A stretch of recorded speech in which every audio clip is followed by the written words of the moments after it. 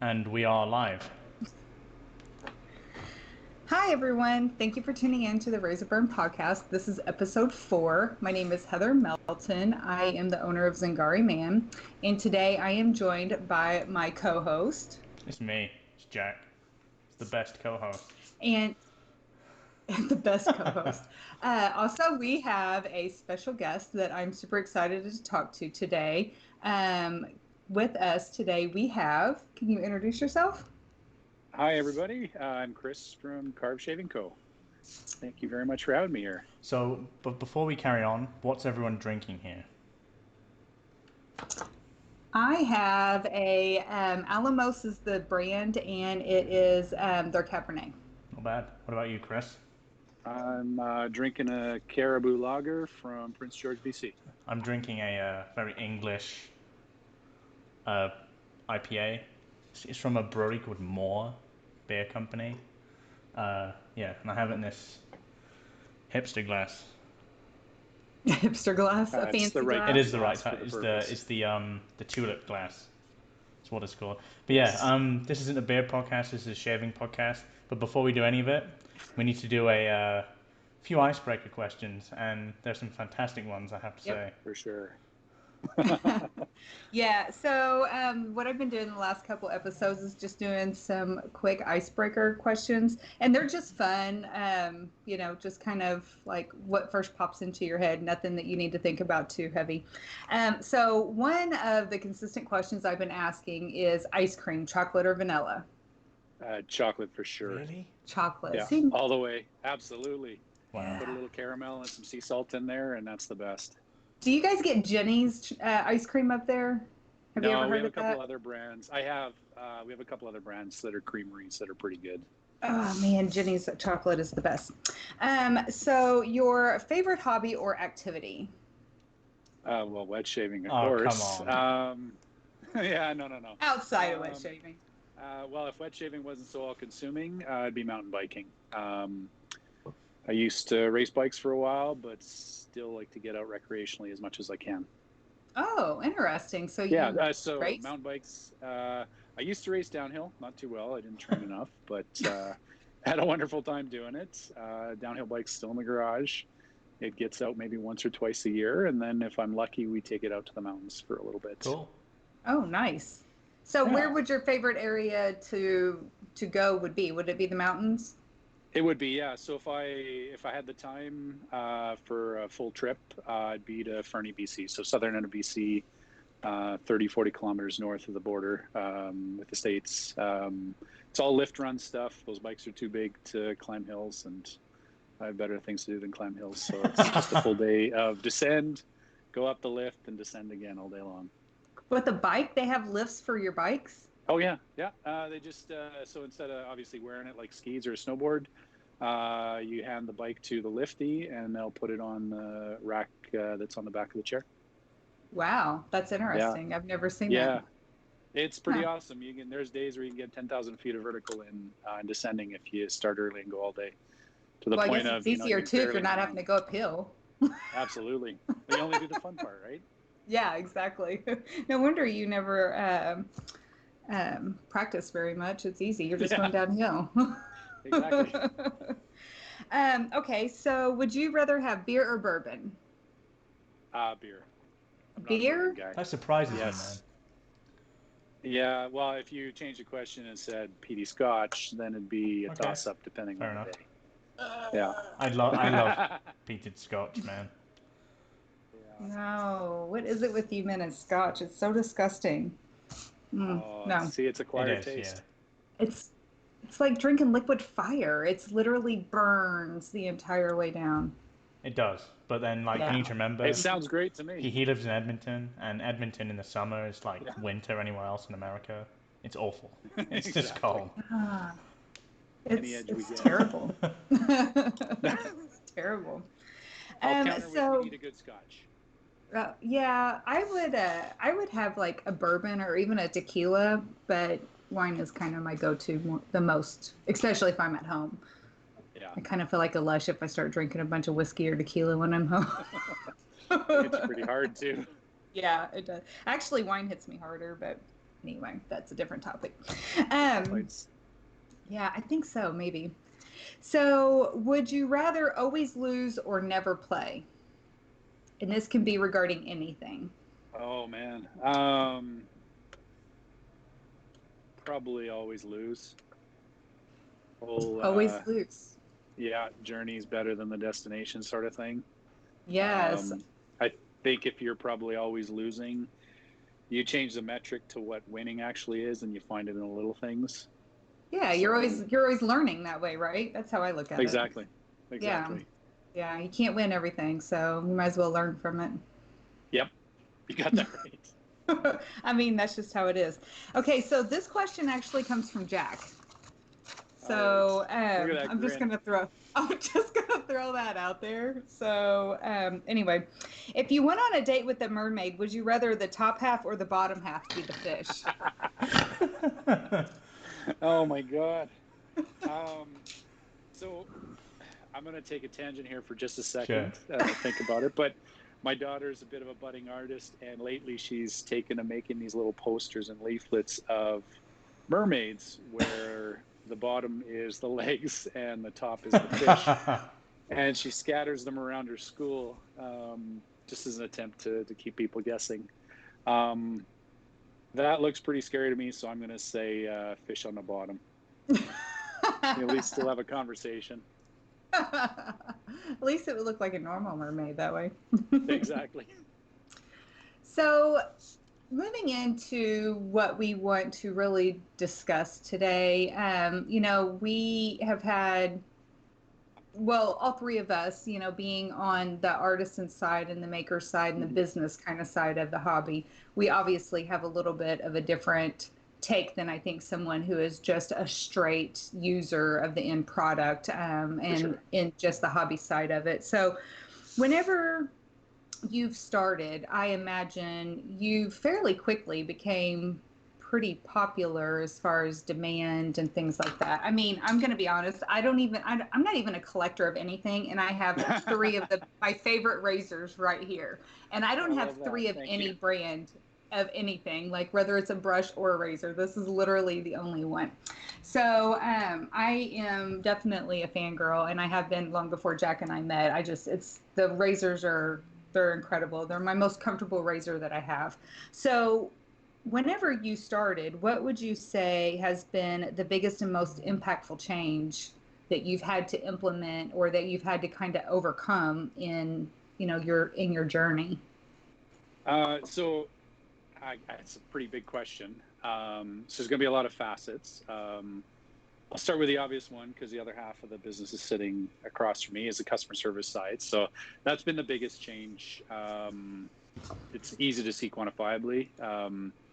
People get responses a lot faster than when it's just another thing on my plate. So that's been a big one. In terms of manufacturing, from day one, just increasing the speed with which we make the parts, the amount of parts we make at a time, more spindle uptime, more machine uptime. That's been a big impact. The one big change that's probably come about more rapidly than I thought would. The other customers that are non-shaving that the shop used to do work for, the ratios changed quickly. So we used to be a shop that did 15-20% razors and the rest was just contract manufacturing. I thought that would take a couple of years to transition to the reverse where we were doing 75 to 80%. It happened in 2019 where all of a sudden we found ourselves where customers wouldn't survive the metric of should we do this work or not a lot faster than we thought they would. So that's a big one. And then probably the biggest change is just methodology or the way I look at the problems these days. I started a mantra of automating everything. So automate everything now. Should have done that earlier. I should have done that in 2018. But that's probably the biggest change because now anything that I do and figure out, I bundle it up into a process or into a machine or a program or something that saves it for the future so that when I walk over to it and start it again, it's just bring it back up and start instead of how did we do it last time? What worked last time?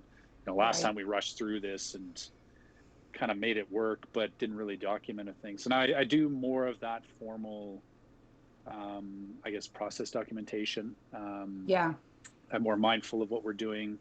Is this new task that we're overcoming? Is the method we're using, is this something that we can scale up? Is it something we can bank?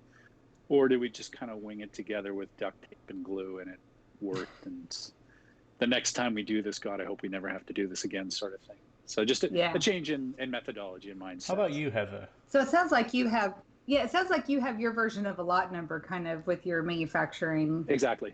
As well. Yeah. That's something that I had to learn, that I adopted in with my good manufacturing, is that I've been converting things over to make sure I'm like 100% FDA compliant. And it is definitely a process, and it's longer to get that set up, and it's more of getting into the habit of doing it, and just, it doesn't take that long per batch per se. It's just getting it set up and getting into the routine of doing some of those things. Because when you start out a small batch maker, you can just make things and then it's out the door, yeah. And then sometimes you make something and it's the best shit ever, and then you're like, I remember how I did that. So I don't sell things like that, but testing, and stuff. So it's funny actually, because coming from like a customer service aspect of a business, it's kind of difficult to, once you have a reputation, to have, I think the best term for me to use is lackluster service.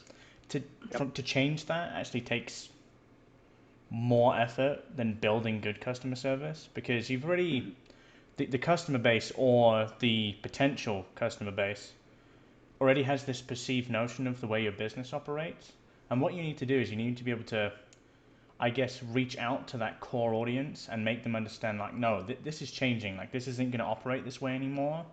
But really, the way you do that is by, I mean, you can never dig a hole and throw in the past mistakes you've made. All you can really do is build on those mistakes and keep moving forward. But I would say overall, like, talking about it from the Karve side, the biggest thing that I think has changed in the last few months, I've not been there the whole of the time the business is open, but from my perspective, coming from the start, it's just been, I wouldn't say formal, but it's more of a formal process on how to do certain things. And that's the nature of any small business. For me, the formal processes and a hell of a fuck ton of money are what makes small businesses big businesses, because those big businesses, those processes are the things that build the infrastructure for you to build on. If you don't have those processes, building the business is so difficult, because you're always running, Well, you're running at capacity, and then let's say you wanted to document the way we bead blast, for example, which is a thing. It's a real thing that I've gone through recently. If you're running at capacity and everybody that's doing anything is tied up, so in this case it'd be Jack, who's not in Edmonton, and it's me, and I'm running at capacity, it's either work late and get it done myself, or now bring in somebody else to do that. And that there's that hole of money that you funnel into, right? The hole that you dig to dump money into is, hiring that person to document it for you while you can do your work. Ideally, you do that stuff when you're not at capacity yet, preemptively, but it's hindsight, right? Well, I mean, all hindsight. With business, and anyone knows this with business, if you don't have capacity, that kind of remainder is used to make more money. Exactly. So you're not, as a small business, you're not just going to sit down and document loads of things. You're going to figure out, oh, fuck, I have an extra 4, 5, 6 hours. I can make a new product. I can innovate. I can do this. Documentation for a small business, although it's necessary if you're going to bring on more people, it's not pressing, because, it's not. There's always something. And some of those things are so inane, obviously it snows up here a lot, so you could spend an hour shoveling the snow, right? Because you've been putting it off. Or, frig, it's time to finally clean out the 12 garbage bins in the shop, and that kills 90 minutes, right? Or mop the floor. They're all things that don't actually add to the bottom line, but they need to get done too. And there's a certain amount of well-being that comes from doing those tasks, right? You accomplish something, but also the work environment gets better. So process documentation gets put to the bottom again, right? That ends up being the problem. Yeah, Well, I mean, but it's necessary though for consistency in the long run. I It mean, is. really, yes. Oh, for sure. you're never gonna get the consistency and like the assurity of from yourself, even like looking back Yeah. at your work or if there's a error somewhere, fixing it. I mean, even for me, my mistakes aren't necessarily as costly as your mistakes probably are. I'm Yep. sure if I mess up a batch of soap, I have to eat the price because there's not a lot you can do to fix it, but it's nothing compared to, I'm sure, wasting like metal. I mean, Absolutely. the the Well, cost and on there's your end is opportunity definitely a cost, lot right? more.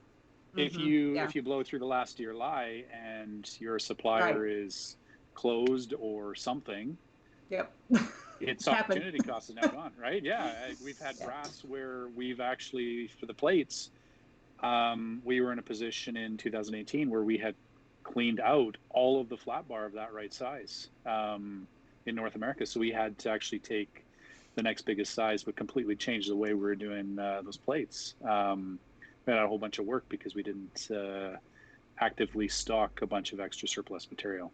Yeah. Now, So what year did you start? so the business itself started in 2004, 7, something like that. Anyway, mid 2000s.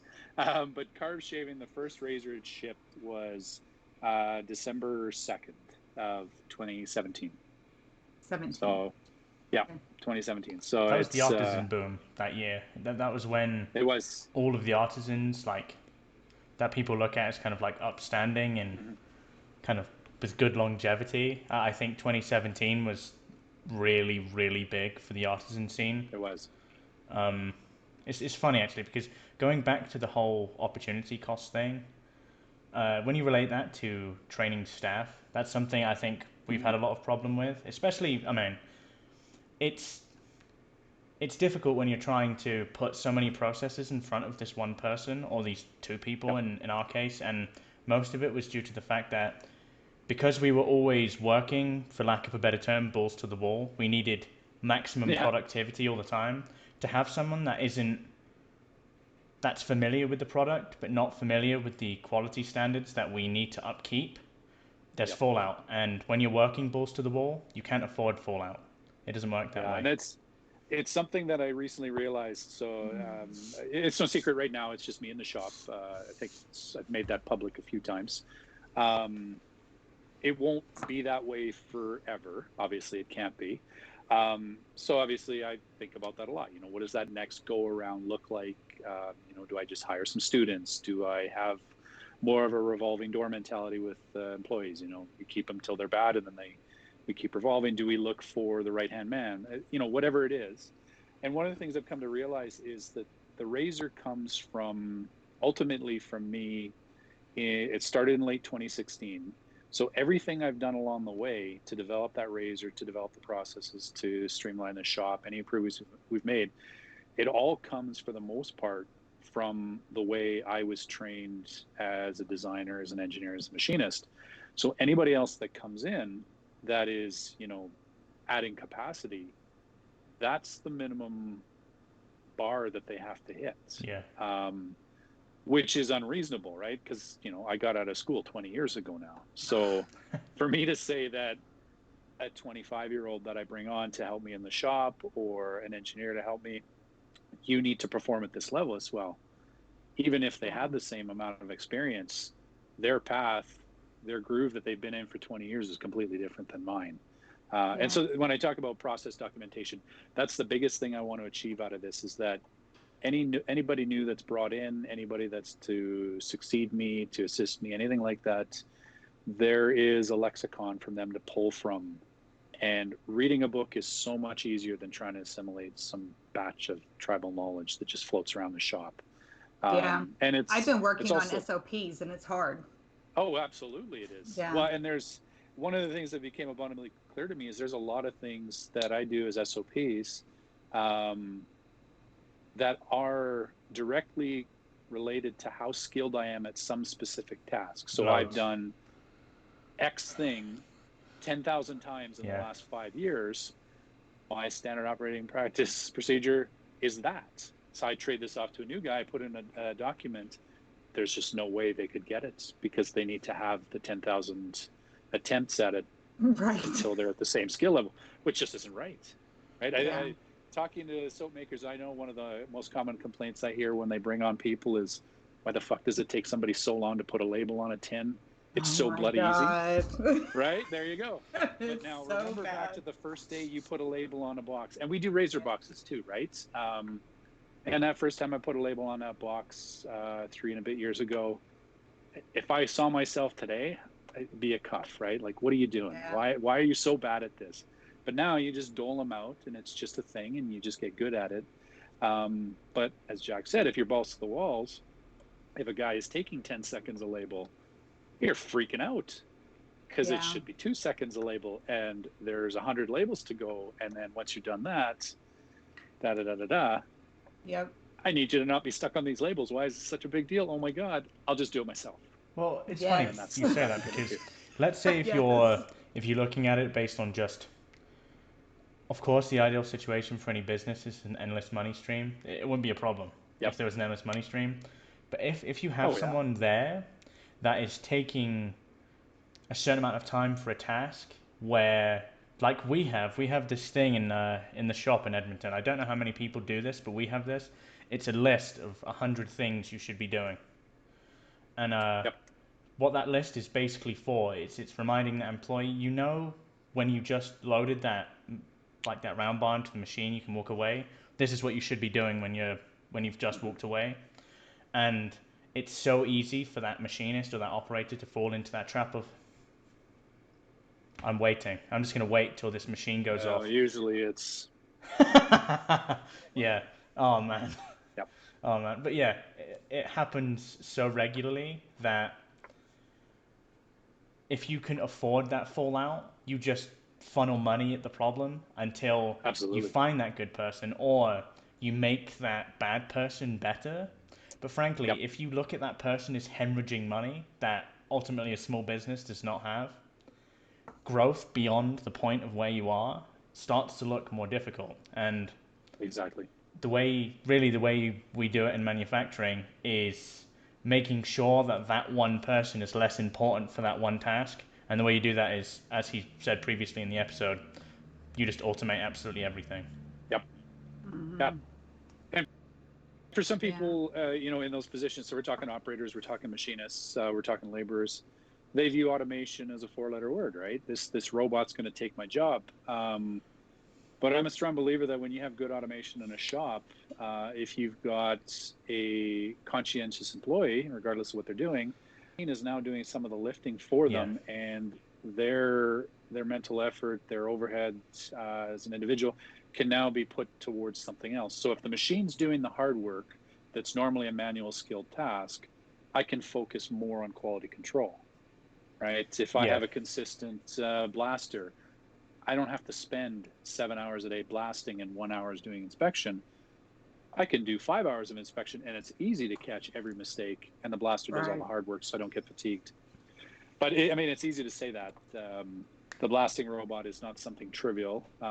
It's a manual task. It's a skilled manual task. Anybody that's done it for Karve, including myself, it's, there's dexterity, It there's sucks. coordination, it's Yeah. it's like anything that is manual and skilled. It is so easy to become demotivated. It's the first part is easy, last part is easy. Everything in between is that scale I of just mean, crap. I think manual Yeah. just gives the idea that you have to rotate your hands. I mean, you're Oh, hunched over a absolutely. machine with Yep. your eyes fixed on this one point.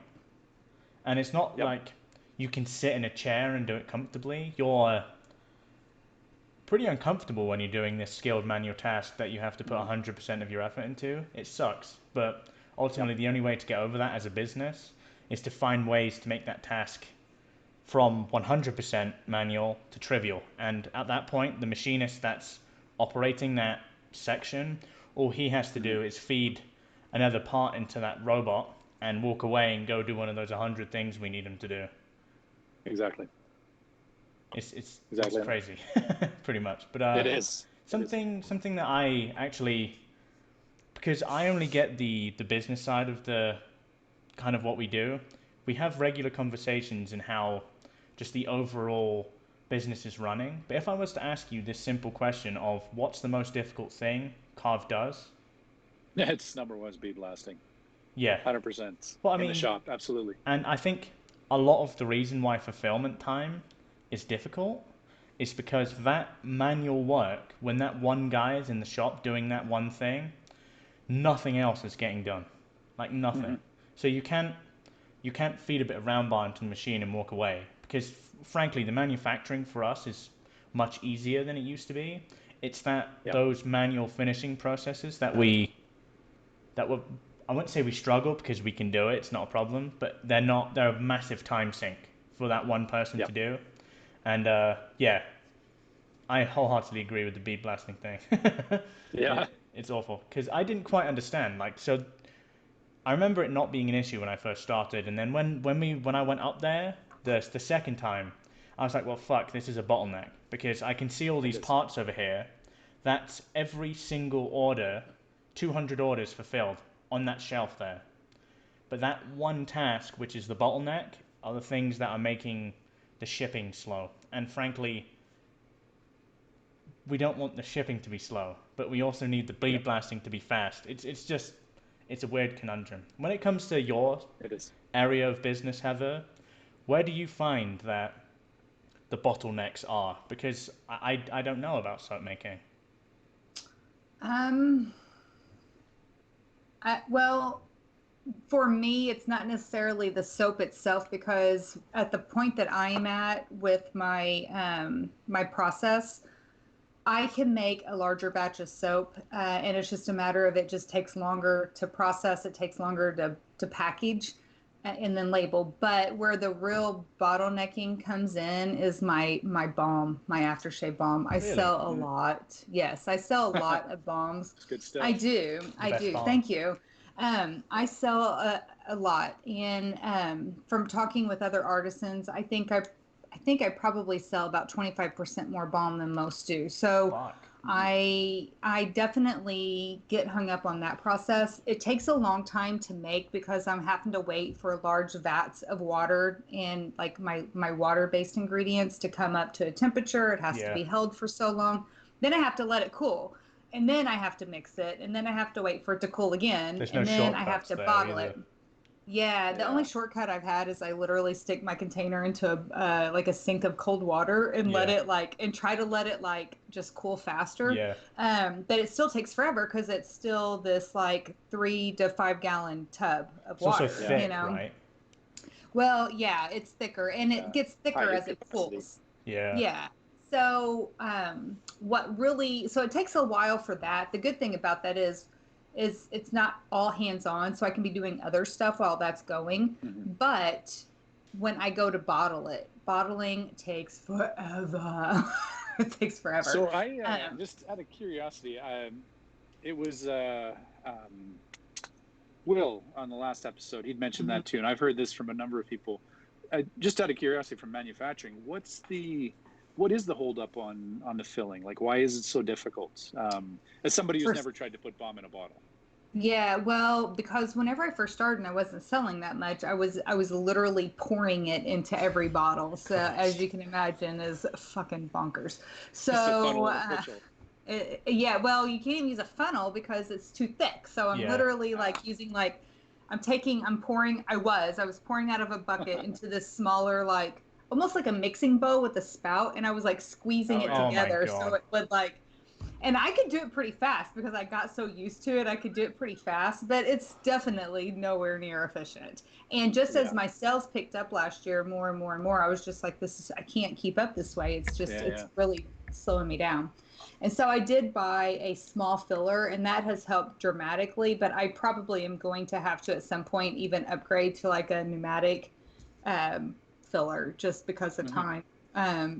Because it is time is money, I'm like you, I'm the only person. So I have invested a lot of money into upgrading over the past 6 and 8 months even, because I've needed bigger batches and more and more and more and more. So yeah, it's just some of it's really manual. I've bought a small labeler. Labeling is another issue. It's very time consuming.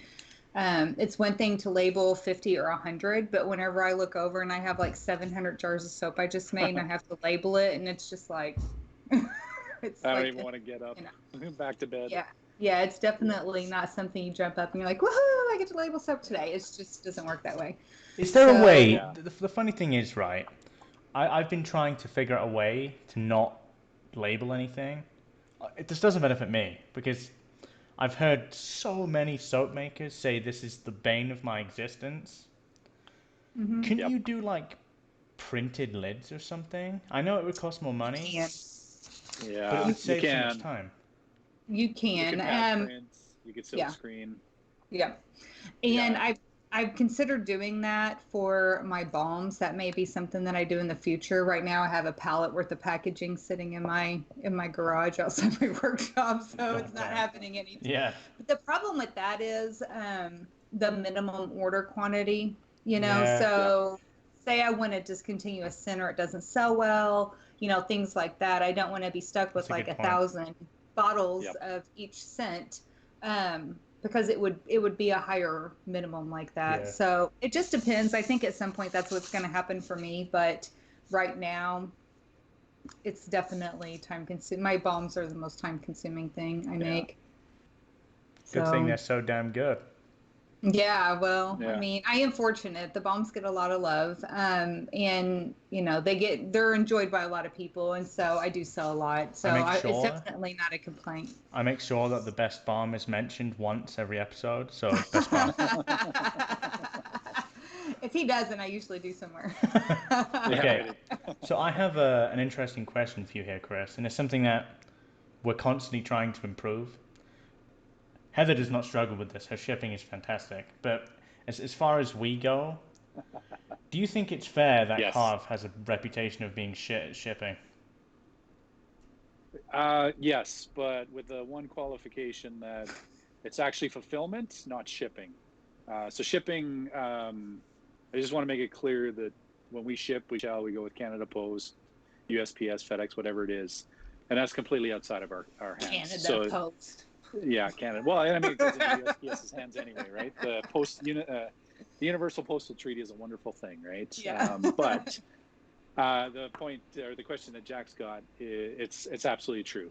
So fulfillment is actually really straightforward. If I take an afternoon, I could bang out anywhere between 25 to 50 orders, depending on what they are. We have, if we're selling a razor in a regular razor box, the little Christopher Bradley box, whether it's the stainless or the brass, if it's a bunch of those, it's pretty quick to put those in a box. Inspection is easy, quality control is easy. We make mistakes, but they're rare. And when we do, So we when we make get them to right. exactly, absolutely, and it's easier that way, right? That way we don't get into the habit of triple checking things to try and catch that one or two errors, which are honest errors, and we correct in the end anyway. Yes, it's a minor inconvenience to the customer on the end, but we actively try to make sure nobody's hanging. Yeah. So Well, it's the human component. it is, Well, I right? mean, And talking about the even human if we triple component, check, if you talk about the human component, we tried to hire a shipper, and then we quickly realized that, well, the shipping isn't actually the problem. Like, yep. with all due respect to the guy that was doing it, like, either of us could do that 5, 6 times faster, Mm-hmm. but we're still not catching up. Yep. Well, then there's a different problem. We don't Exactly. need that solution. There has to be a different solution.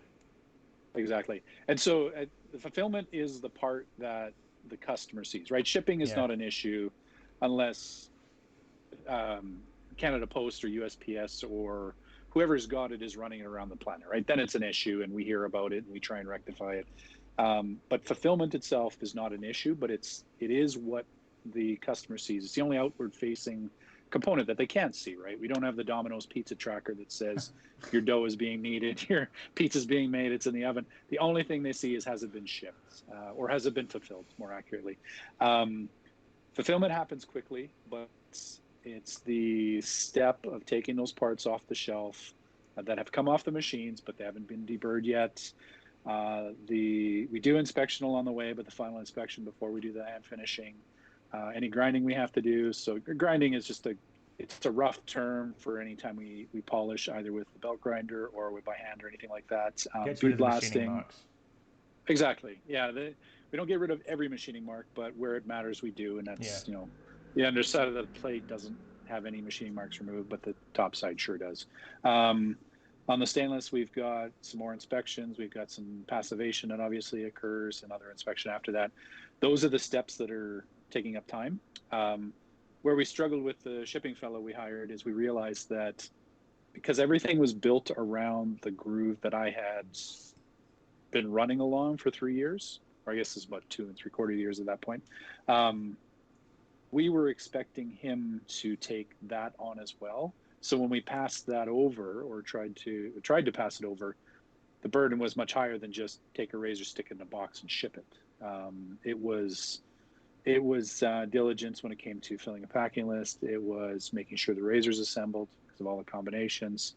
So it just quickly snowballed into something much larger, which of course there's a solution to solve that. But I quickly realized that solution is much more than we'd signed on for. It wasn't just better training to pack a box and put tape on it and a label. It was now all these other things that were more intrinsic to the quality that I've been putting into, well, the razors and everything I've been building for the last 15 years. This fellow got thrown into the deep end right off the bat. And the way we would have resolved it is a ton of training, a ton of money, better processes, better fixtures, all sorts of things. And I look at that and go, and it's the same old thing that every artisan goes back to. Fine, I'll just do it myself, right? If you can't put labels on that soap, and my only solution is to buy a $25,000 labeler, I'll just take these home and do them myself. And that solves having to spend that money. Yeah. It definitely does come to that. And I feel like most artisans are a little bit more like myself, and we're a little bit type A when it comes to things that have our name on it. And so it's very easy to be like, you're not doing it right, go away, Yep. And it's surprising how much you actually do that until you try and bring in somebody else, right? Why the fuck can't you put the label on within 0.5 millimeter accuracy? Like, what is wrong with you? Yeah. And you don't realize that you do that just intrinsically. But if you were to put a label on and it was wrong, or the bead blasting wasn't quite right, or the part wasn't degreased properly, there would be no question. You wouldn't even try to attempt to pass it to the next step. You'd look at it and go, what the fuck is wrong with me? Peel the label off, bring it back in the blaster, clean it again, and then it goes out. And you're expecting this person to get that right off the hop. Right. And as a small business, putting somebody into 2 weeks of training like they would at Dairy Queen or Wendy's, that's just not an option, right? You're bringing a guy onto payroll or a lady in the salary pool. You can't just expect that they're not going revenue-wise free for the next 2 weeks and you're just paying out their salary. It's a really difficult thing to overcome. I think in our case, if we really put into summary kind of what the issues are, if you think about it as a shape, people that are listening probably won't understand, but just imagine a square, and then in the middle of that square is a narrow passage, and then on top of that narrow passage is another square.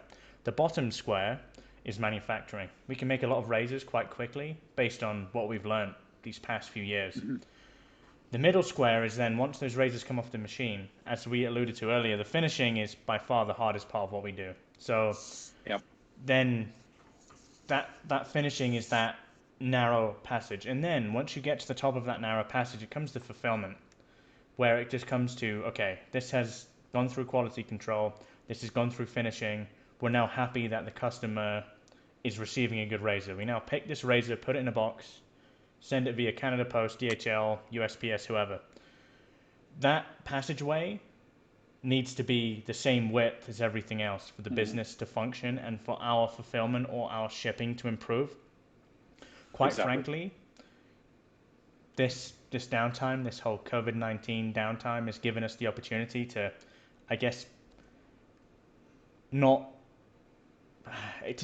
work on those split hairs of those processes, because at this time we can say we need to implement something, but as you know, Heather, and as you know, small businesses implementation, it goes secondary to making the business feasible from a monetary To try to standpoint. stay up, to Yeah. try to stay caught up. So I mean, Absolutely. sometimes you're just like barely, above water. And so even though it's more beneficial in the long run, sometimes it's very hard to make yourself stop and say, yeah, I just have to It spend the is. time on this and get it done, instead of looking at, I just got this huge wholesale order in that I need to fill, or I have a new product coming Yep. out that I got to work on. It's very, very hard to like stop ourselves sometimes and just say, this is important and this is what I have to do for now, because it is, we see the money that we're potentially putting off. Yep. yeah, And sometimes, we are working on small margins, so it's hard to say, well, I'm okay to hold that money off for a while. And you're kind of like, no, I really need to get the revenue coming in. Yeah. So let me play devil's advocate here because Yes. I know our listeners, this is something that I've heard the complaints of about Karve. And I myself, as an ordering customer, I'm like, where the hell is my razor at? Because I'm excited. I want to know where it is. So why is it that you do, like, why is your fulfillment kind of set up the way it is? Explain that to me. So instead of presenting it as sort of like more of a pre-order, Yep. and then you have the processing time versus ordering it, because that's whenever I was up on the list. I don't know if you guys are still doing the list, but I was in on the No, the list list at is that gone. time. But So I was on the list at the time. So I assume, as the customer, when my number gets called and I'm on the list and I put my order in and I pay for it, it's done and I'm just waiting for it to be shipped to me. But it seems like it was a little bit more of almost like a pre-sale or pre-order. And why did you choose to go that route on your manufacturing? okay. So that business guy has got his there's a hand up. few aspects to this. So, unlike any other race company in the business, we have so many variants of everything. We Yeah. have 4 different handles and 3 different materials. We have 7 to 15 base plates. What you're basically doing Yeah. then to the customer is you're saying, okay, you have all of these options. That basically means as a business, we have to have all those options in vast amount of stock at all times. Alluding back to the issues we had earlier, where the finishing is difficult, the manufacturing is fine. The reason why they're not actually pre-orders is because we can make that product fucking fast. The issue we have is having those huge amount of variants in stock at every one of those times. If I said to Chris in the middle of the day, hey, a customer has ordered a 3.5-inch handle and a SBB plate with an SBD and an SBF, Chris would be like, no problem, we can get that sorted. The issue arises is when we get 50 orders with all different variants. We then need to say, okay, this is what we need in stock. And more recently, we have put something in place, a bit of whip software, that helps us understand this needs to be in stock now. What do we need to do to fill every order? Work in Yeah, progress. it's getting there. But, I mean, ultimately, I completely understand that So criticism. I'm just going to carry for Sure. 1 sec. So with the whip software, the work in progress software, one of the issues we were having was with all the variants, it was difficult to identify what was better to do first and what was better to do second. So if I have a batch of SBC plates that need to be blasted, I've also got trays of Bs, of As, of double As. I've got trays of everything that needs to be blasted. I know that they're all going out. Now I also need to tie that to which handles are blasted and which ones are not, which top caps, same thing. So what the whip software that I've been developing does is it allows us to see any given order and know how far away we are from completing, so that we don't spend a bunch of time fulfilling 2 orders when we should have allowed those orders to travel a little bit more naturally through the shop. And quite frankly, that software's only started to become something useful to us in the last couple of months, where we can take a footprint or a glance of the shop and know that we have all these parts, and it just boils down to blasting or passivation or whatever it is. The other thing that we weren't aware of, and in a way we're very thankful of it, we didn't realize that the razors would be this popular. So when it came to releasing, So good problem to have, right? it is not when you've got 50 people screaming at you and you Yeah. go back there and have a list of all these things. It's that adage when you're there's so many things to do, but none of them the right thing. I have a ton of blasting to do. I have a ton of passivation. I have to press handles together. All those parts are good to go. And like Jack said, I can have any one given razor together in about 15 minutes if all the parts are machined. The issue is with that much quantity and the 8 to 10 hours in a day, and that's it, plus the fulfillment, that kind of stuff. What basically happens is because our bottleneck exists on the finishing side of things, it pushes back. We push as hard as we can to overcome it. In the past, if it was 3 or 4 years ago and I was a little bit younger, what I would have done is done these big pushes and long days, very long weeks, high hour count in a month. But what I've come to realize is when you do that, you burn yourself out. So yes, you get this huge push. June was great. Wow, we did nothing in July. Why? Well, because we did all the work we were supposed to do in July and June. Yeah. So and this is going to be something that probably isn't received that well. But quite frankly, I try and balance the work life and the home life and recreation as much as I can. Obviously, understanding that the priority for, especially for the customers that have put money into Karve, is to get those razors done. But it's not 20-hour days anymore. You know, I'm not 35. I'm not 25 anymore. It's not the kind of thing that I can pull off without having, getting it for free. You know, put in a 20-hour day, come back in and do another 20-hour day, come back in and do another 20. It doesn't happen anymore. That 20-hour day, well, by 8 hours on the next day and the following 3 days, I'm running on fumes. I've paid for that 20-hour day, so it doesn't pay off. So the pace is something that we're really trying to manage. It is a hard thing to look at all the machines and all the stuff, all the parts lined up for blasting, and go, no, it is 5:30. This light switch has to go off, and I need to get out of here, because if I don't, everything else gets pushed aside, and it just builds up into much bigger problem. Something that's important is to understand kind of where we're in that situation, but then there's also the case of putting things in place where we can use those 8 to 10 hours more efficiently. And like I alluded to earlier, that is automating those processes that are causing us that bottleneck. But before we move on, there's actually something based on pre-order that I'd like to kind of get out there really in terms of Karve. The biggest issue we've probably had in the last 3 or 4 months, honestly, when it came to that Black Friday, Cyber Monday thing, which caused us, I mean, we had a fantastic weekend, but there was damage. There was ultimate damage because we had these things we had to fulfill when, quite frankly, it was difficult. We didn't quite know the amount of time that would go into making one of these things, and because of that, and we're talking about the polished stainless steel. Anyone that's waiting for a polished stainless steel razor, you're going to get it. We promise you will get it. The next round of polished stainless steel will be released as pre-orders. We're not going to take... There's going to be realistic understanding of fulfillment time.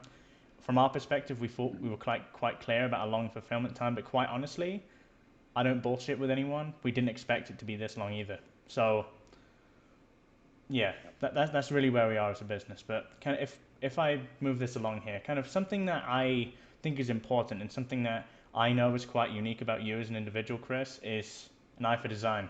You don't only make razors, you can make quite a lot of things, you can manufacture quite a lot of things.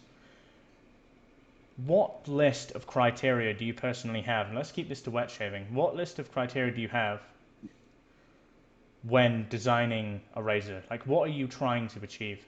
Because you know as well as I do as a designer or a manufacturer or even an engineer, the functionality of that razor is one thing, but there are several different aspects. So the biggest thing that I always fall back on, and if you've ever talked to me about design, it comes up a lot. Huge believer in human factor.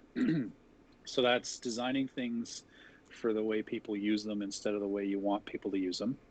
It seems so obvious, but to me, it's not. well, and I'm just going to take a second here, but I'm going to guess that when I say that, like most people, something pops into your head that is a personal example, Video right? Like games there's that are door at video this games are the building. perfect example of Yes, that as well. They're constantly designed that way. Like, how do we want the user to experience this, as opposed yep, to this is what you do in this certain level or whatever. But yeah, it's kind of similar. exactly. You just want it to be implied. So if I do a good job with a human factor, it's got so many different tiers to it. But if I do a good job, you don't even know it's there. It's just the design feels right, or the product itself feels right. So there's one thing, to give an example. This isn't something that I've shared a lot, but there's a reason why the pommel on the razor is rounded.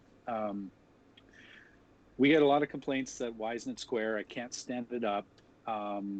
This rounded surface, I want to do my shave of the day pictures. I can't prop it up. I have to use a stand. And it's actually, How it was dare intentional. you? Yeah, exactly. And we've had some pretty vocal people say, why is it not bottom? Why do you have this embellishment that's got no purpose? Well, the purpose was to prevent people from standing their razors on their ends because they're top Yeah. heavy. And I was concerned that people would do that, exactly, and take their shave of the day, bump it, and all of a sudden the razor gets hit. The engineering backing to that is we've done drop tests, and when you take a razor and drop it from 2 feet, the strength of those threads goes down to about 5 to 10% of what it actually is just after one impact. So a razor really is not designed to take any drops. Like think of it as a ceramic plate or something like that. There's it works wonderful, but don't drop it. So it's the same thing here. I didn't want the razor to be able to tip. Obviously, it meant some complications if you wanted to stand it up, hence why we've got the stand. And from the human factor standpoint, the stand and the razor worked together. So that was how we got around it. So anybody that wanted the razor to stand up, they were forced to do it in a safe manner. Not necessarily that everybody agrees with that, but it was my take on human factor. So that's the first thing I always look at, right? Is the razor easy to assemble? One of the reasons why the razor didn't have tabs covered at the beginning, I was worried that when people go to take the blades Michael out, Friedberg. I mean, it's obviously a hot topic, right? I was worried that they would grab the blade by the sharp edges. Fortunately, with the wide body, I was able to come up with a way, and it just worked out. That's a design decision that I'd done 3.5 years ago, played out, and you're able to get that there because there's just enough clearance to get either your fingernails or the tip of your fingers under to lift it up. So you don't have to grab it by the blade edge. This way the blades, those tabs were exposed in the beginning. I wanted people to be able to assemble it a certain way. Some of the human factor things are kind of the aesthetics, the fit and finish. So specifically tolerances on the thread. Those are the ones to me that when you do those right, they're totally transparent. You don't even know that they exist. So if a thread is done correctly, you are addressing the user's ability to ascertain, is this a good thread or not? Whether they've got a mechanical background or not. Does it feel gritty? Does it feel sandy? Does it bind? Is it way too loose? Does it fall apart? So hitting those really tight tolerances came from a human factor standpoint. When you pick up a razor and those threads are gritty, you know right away, well, something's wrong. I've had it.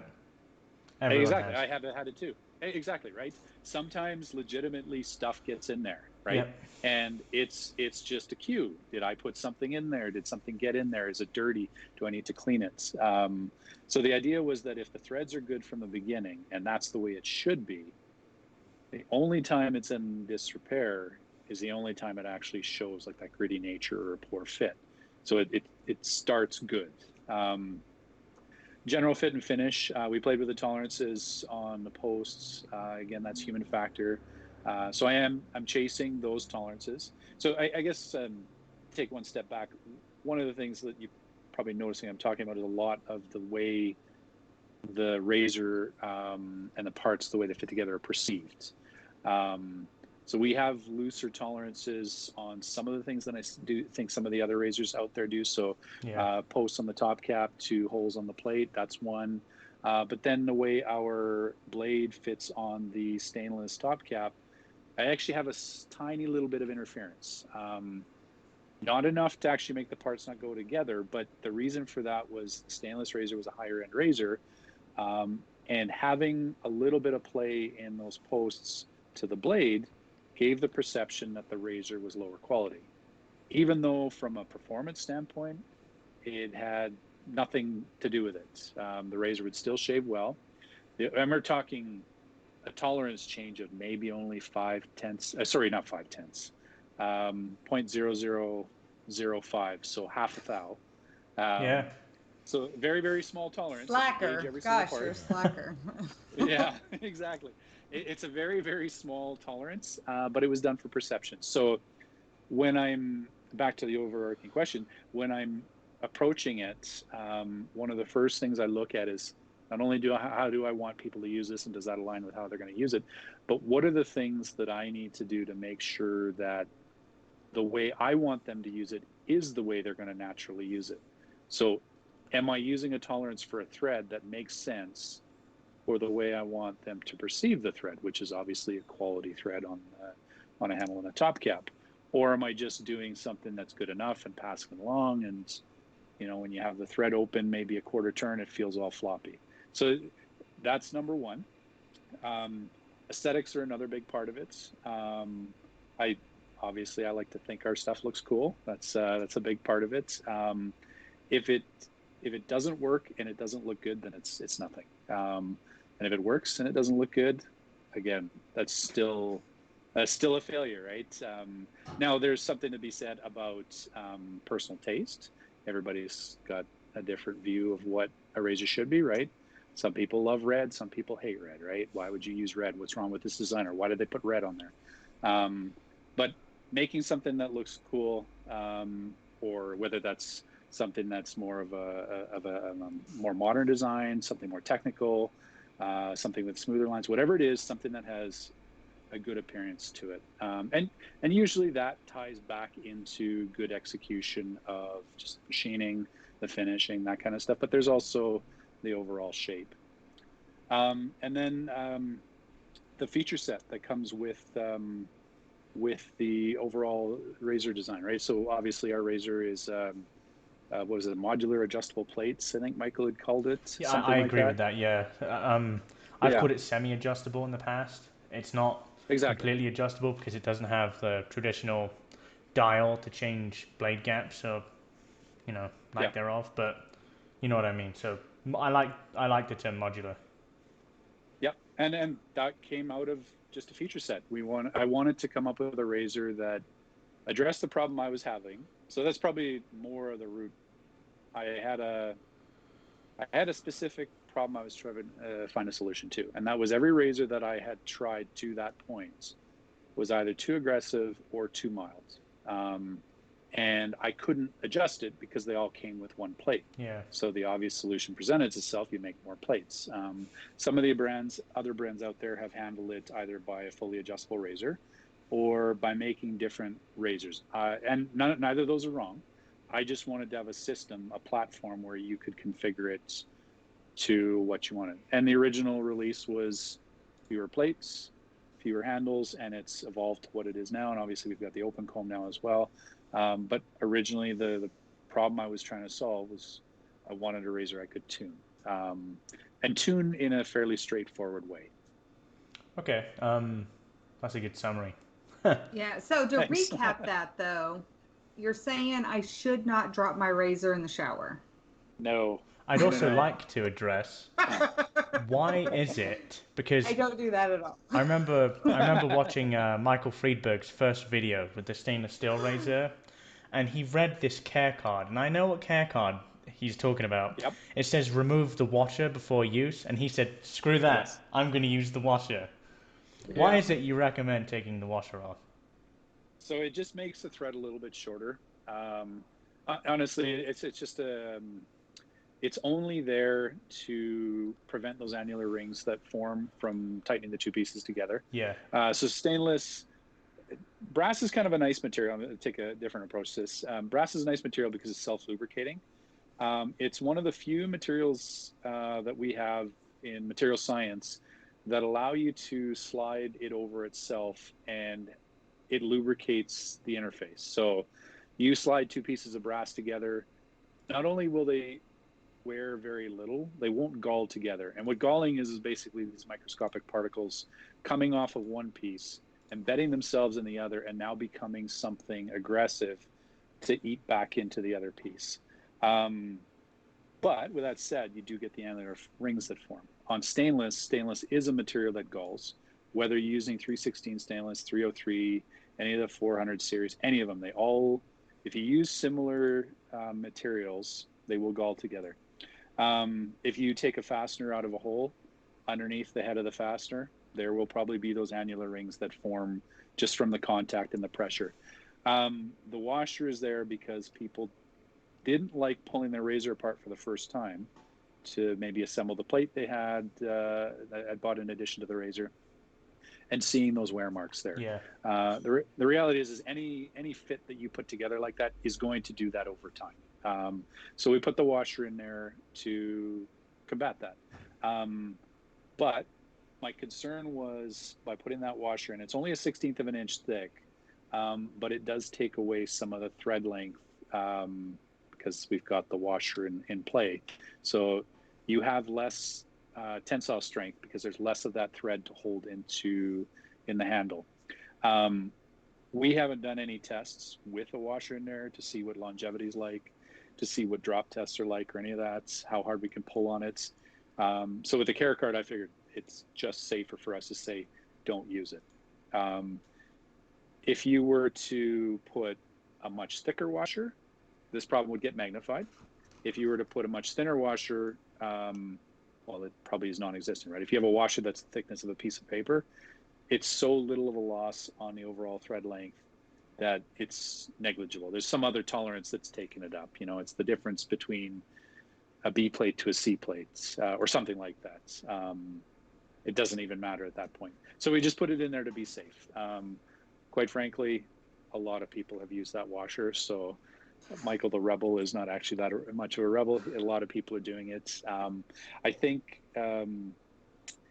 people, or a subset of people, take the whole preserving your heirloom item to a higher degree than I originally thought they would, which is wonderful. You know, the whole washing your Ferrari with a diaper, that kind of thing. They are preserving it. They're making it new. They're keeping it new, and they're happy with it. Honestly, there's no problem with it. It's not like they're leaving the plastic on the couch and they never actually get to enjoy the couch. The function of the razor itself, it just isn't modified at that point. Like, it still shaves the same way. The handle is a 1/16 of an inch longer. That's irrelevant. I doubt that anybody could discern that difference is there. So we put it in there more just as a safety, that razor was originally designed to have a thread that length, and the washer takes that away. But quite frankly, so many people keep it in there that the field trials, it hasn't made a difference. Okay. So hearing you talk with all the in all the technical talk that you that you just went through, I have a question. I know that you said that you're an engineer, but what was your study? So it was mechanical engineering. Sorry, Mechanical. I did mechanical engineering. Yeah. Fun fact: about 2 years through the program, 4-year program, a friend and I, we were seriously contemplating stopping the engineering studies and going to the machining program over at the technical school, because we both had such an interest in machining. But what stopped this was both were decent students, so we could certainly handle the course load. It was just we wanted to do something more hands-on, more practical, a little less theoretical, which, you know, that's 21-year-old me talking. But the reason why we didn't act on it, A, we were already enrolled in university, but B, we wanted to be able to understand more why we do things, not how we do things. So when I talk about some of the technical things, and anybody who's ever talked to me about design will know that I make a lot of analogies to try and simplify the principle that I'm trying to explain. I wanted to understand why certain things are done, not how we do them, right? Why does a spindle on a machine have to accelerate at a certain pace, not just you wait 3 seconds, then it's full speed? I wanted to understand the background behind it. And so things like this washer, quite frankly, you know, when I made it those care cards probably 2.5 years ago, it was coming from there. The reality, though, is I don't think anybody's razor has been compromised by keeping that washer on there. It wasn't originally intended to have that washer in there, and it was an afterthought in response to people, you know, why am I having this annular ring on my razor? But it comes from there. Okay. I see. Okay. Yeah. So I have a really important question for you. So as I said Sure. at the beginning, I have the aluminum, which I absolutely love. I have the brass, which I love, but I'm gonna not lie, I leave my razors in my shower, so this one doesn't get used much anymore. Now that I have this one, this is really my go-to the most. So the most important question is, so I have a 3 1/4, 3 1/2, and a 4. 4 is my favorite. When the hell are you going to make me a woman's razor already? If I had that blasting robot, we'd be working on it already. I'm not going to say soon because that's my go-to response, and that's a bad response because we've been doing that a lot. V2 is the other one that falls into soon, which isn't actually soon. It's still on the product roadmap, but with the way, like, we're already at the end of March. There's a really good chance that Ladies Razor gets, it's going to be 2021. Yeah. To be Not what realistic. I wanted to hear. Yeah. So the one thing that I have to say, though, is I am looking at the product roadmap through a lens that is fuzzy without those two robots. We can do the studies, and we've done them here at the shop, or I'm at home now, but we've done the studies at the shop to see what those robots will do. And we know the benefits they'll provide. We know the improvement in pace, the improvement of fulfillment rates, but it's really difficult to plan R&D on something completely brand new when I'm in the middle of R&D of those two robots. With the V2 is a little easier because it's it's a modification and a tweak and an adjustment and an evolution of the Christopher Bradley. It's not a drastic change like the Ladies Razor would be, or could potentially be. The titanium razor that we've hinted a bunch of times now is much closer to stainless than anything else we have on the product roadmap. So it's the natural progression. So yes, we're trying not to say soon, but the reality is it's coming. It's on the agenda. But right now, it's on the agenda. Yeah, it's on the roadmap. It's on the long-term plan. It's long-term, maybe not. Shorter, midterm. Yes. Midterm. Yes. Okay. I totally get it.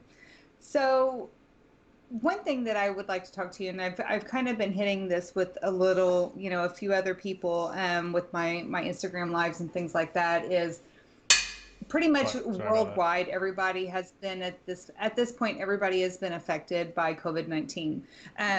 My day job is actually a hospital lab worker. So I've had my eye on this. Yeah, I've had my eye on this for a long time. So for me, it's almost obsessive and it's not because I'm panicked or I'm stressed about it. It's more of like, I'm just so fascinated that it's completely unknown and we're getting all this like new information constantly on it. And that to me is like the science in me is like fascinated by it. But the hobbyist in me has a couple different like things that like long-term projections, how this will affect the hobby. So like as a maker, as an artisan, how do you think that the change in economics and, some of the sales and things like that, how do you think, like, say 6 months to a year, how do you think that's going to affect the majority of hobbyists or artisans? So in the really short term, I know you said 6 months to a year, but addressing the really short term, it's still novel, right? It's the novel coronavirus, but the whole situation for a lot of people is novel, right? Even even just washing your hands, doing all that stuff. Um, I don't I have it here next to me. I have a thing of Lysol wipes that the door handles when I come in the house, when I go in the shop, when somebody else enters the shop. It seems overly aggressive. I get looks. My wife, she's okay. That's good. You're doing the same thing I'm doing. That's awesome. Other people go like, "Why are you being so anal about it?" So it's novel, right? We don't have an approach yet, right? We have everybody's interpretation of what it should be, and there are times when I'm wiping off the door handle, going, I just did this 3 minutes ago. It's probably fine, but in that off little chance, so it's really novel, right? Yeah. So in terms of consumer spending, I don't think we see the disruptions yet. No. Obviously, I'm talking specifically just as a business spending in the hobby. Certainly in healthcare, certainly in medicine, everything, all that has been disrupted, right? School's been disrupted. My kids they're learning from home now. My wife's a teacher. She's teaching from home. She's actually the computer right next to me here. This is her teaching station. All this stuff is being disrupted, but the hobby, there's a lot of wet shavers who have much more discretionary time than they used to. And those that don't, because they're essential and whether they're truck drivers or they're working in a factory or something where they can't take away, even though they're busy, I don't see the disruption in terms of our hobby is there yet. I think it will come. So this is really short term. So let's say the next, from now to the next 2 to 3 months. It's a nuisance. It's novel. Every day there's something new. There's two sides to every story still, right? It's not definite yet as to just how bad it is. There's all that interpretation. I think at about the 3 month, 2.5 month mark, that's when it's going to start to really sink in. Okay, you know what? This is now the 5th time that we've had to get groceries, and it was a complete clusterfuck. So we have to be careful because now the disruption is real. Okay, everybody was hoarding toilet paper, but the shelves are always empty of toilet paper. And I just so happened to have extra toilet paper, not because I was hoarding, but because of the way the buying cycle worked here. We ran out, and then I bring it in from the shop, and we're still okay. Well, at the 3 month mark or whenever that is, that's when it triggers over. Yeah. And then you start to think it's not just I have more discretionary time. It's far reaching. So I think we'll start to see it then. In the next quarter sort of thing, kind of early summer, midsummer. I think the one saving grace the hobby has is that most people found wet shaving because of the cost. I don't think the disposable side of things, yes, being good to nature, all that stuff, not throwing away cartridges, that is noble, and that is something that brought a lot of people here. Spending the money on those cartridges, that's also a big part of it. But I don't think that the green nature of it is going to be what keeps bringing back people, mainly because the world now has a much different problem. It's funny though, because kind of touching on that, I think from our perspective, it is the sort of where to a degree we've changed a bit more recently. We're a one and done company, right? Someone will buy one of our razors and they're like, okay, amazing razor, don't need to buy anything else from them, pretty much. It's true. Present company is quoted. We don't need to buy anything else from them. I think the people that could potentially suffer from this are the people that regularly release things in reliance of the customer consistently buying product from them. I think that's where the industry could possibly suffer. I mean, I'm not going to get political because it's not particularly needed, but I think record job loss is going to affect the industry in some way. The fact that you guys had 3 million applications on the first day, and I heard, and those are the ones that made I heard it Canada through. had 1 million as well, right? So so that's a disruption, right? It's novel right now, but it's still a disruption. Because what I found as a hobbyist is a bit of extra time in the house. I've bought some stuff. Yes.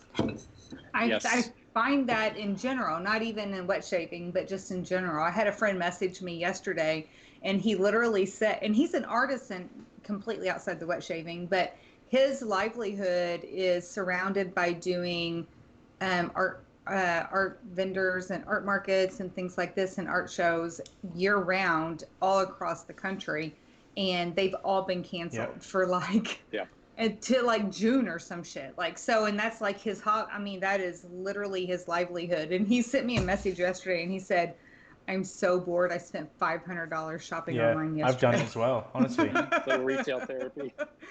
Yeah. So my take on this is a couple things. I think that some people who do this purely as a hobby and don't really care about the income, aren't needed on the income, I think they'll fall on the wayside a little bit now, or they'll be a lot more particular on what they release, things they do, and stuff like that.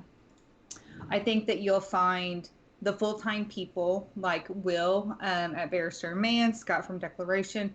I think that they will like change their focus maybe just a little bit. Excuse me, I'm getting hiccups.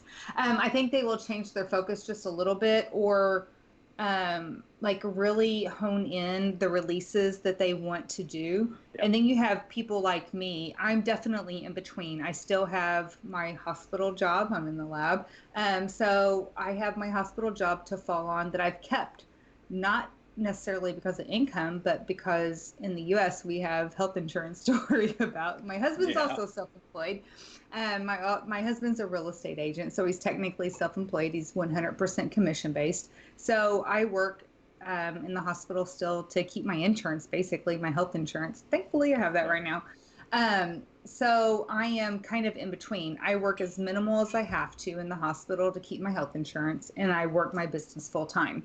So I think there's two venues, is people like me in the full-time, up to the full-time people. You're going to see us, our creativity come out, our innovation come out. Things, we have like these ideas all the time. I'm just like you, Chris, right? Like you have all this shit in your head all the time, and you're like, oh, I could do this, I could do that, I could do this, I could do that. But you don't have time. Like there's, like, that's a luxury. You don't have time to like work on that shit. Like R&D takes time, it takes money, things like that. I think this is where like the people who are serious about it are going to break down. They're going to sit down. They're going to say, okay, this is the list of shit I've been wanting to do, that I have in the process, that I have like halfway worked out in my head. And I just want to like, I just needed time to finish it, like physically finish a product and get it tested. I think we're going to see a lot of that. I think we're going to see artisans have focus in like what they really want to release. And I think we're going to have the hobbyists saying, I don't have as much cash as I had, or many of them aren't going to have any. Let's be real. There's going to be, you know, we're already having some record unemployments, but we're still going to have, you know, things like this are considered affordable luxuries, honestly. And so those who can still afford to splurge are going to really focus in on what they want to spend their money on.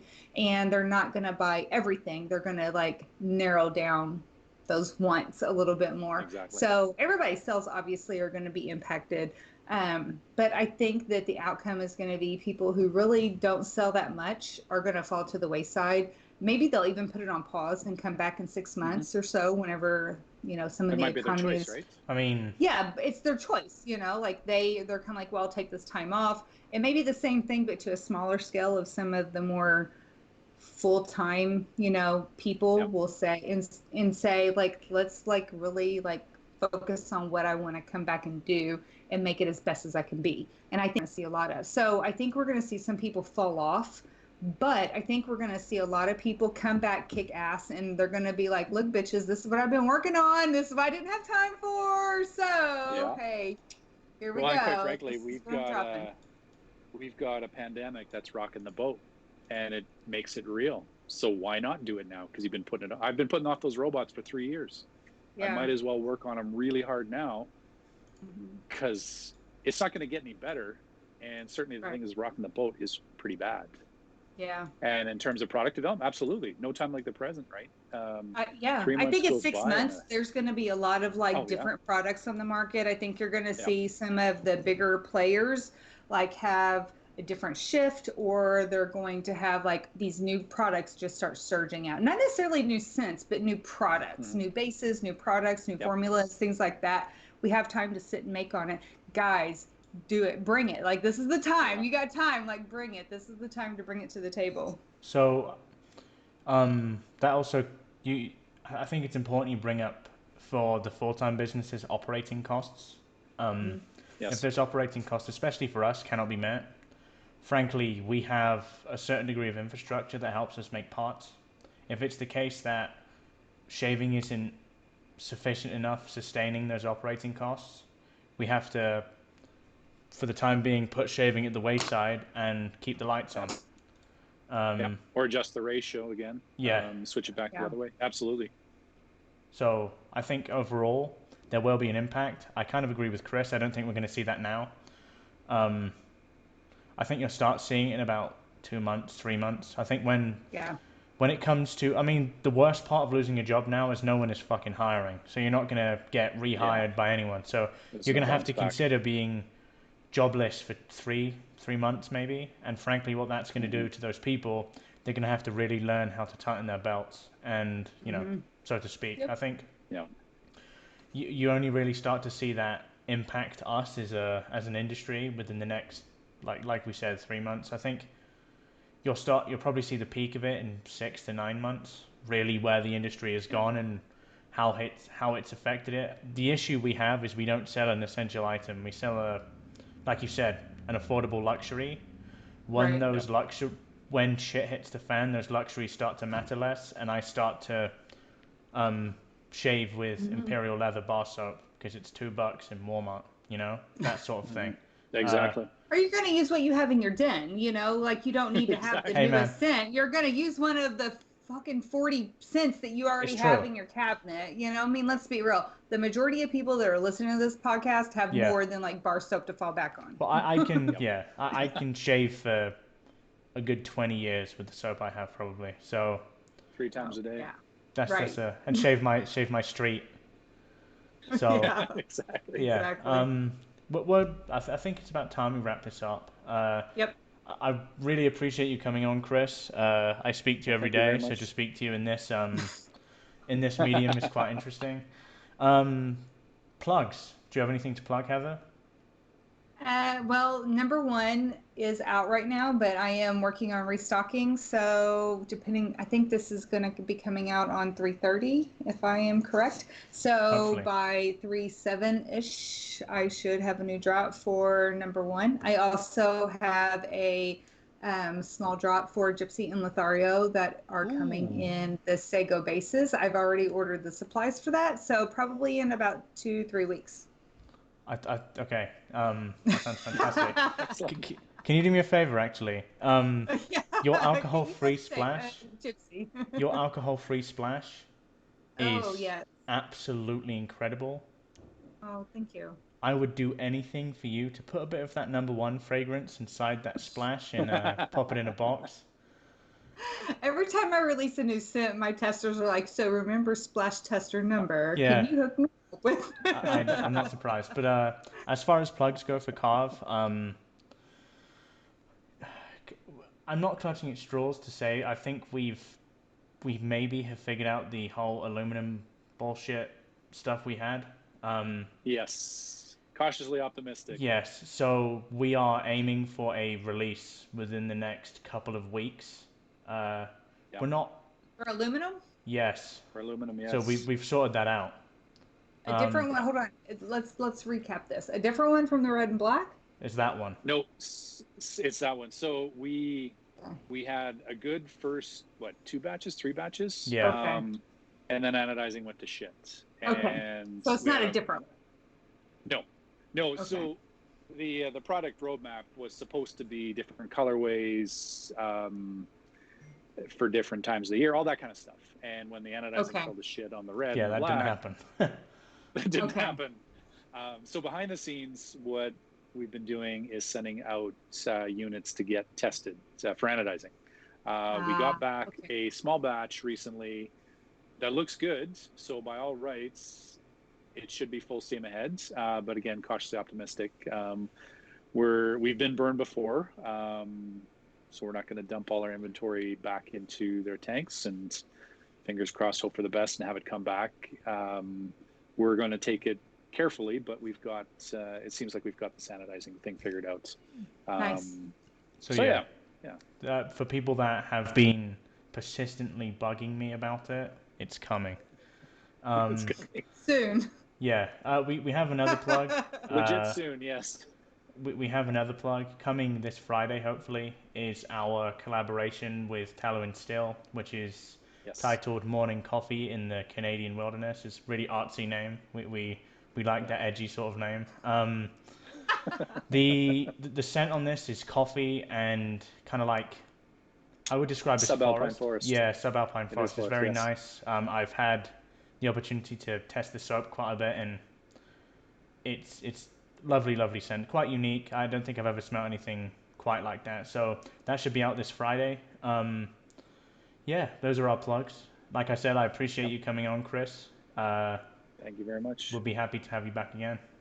Yeah, Absolutely, anytime. Fantastic. I Stay hope safe, you guys. you can find this podcast on Stitcher, Spotify, Apple Podcasts, if you want to listen to it and not deal with some of the annoying video problems I often have. But yeah, have a very good week. Stay safe, guys, and thank you for watching. Thanks for joining, Cheers. guys.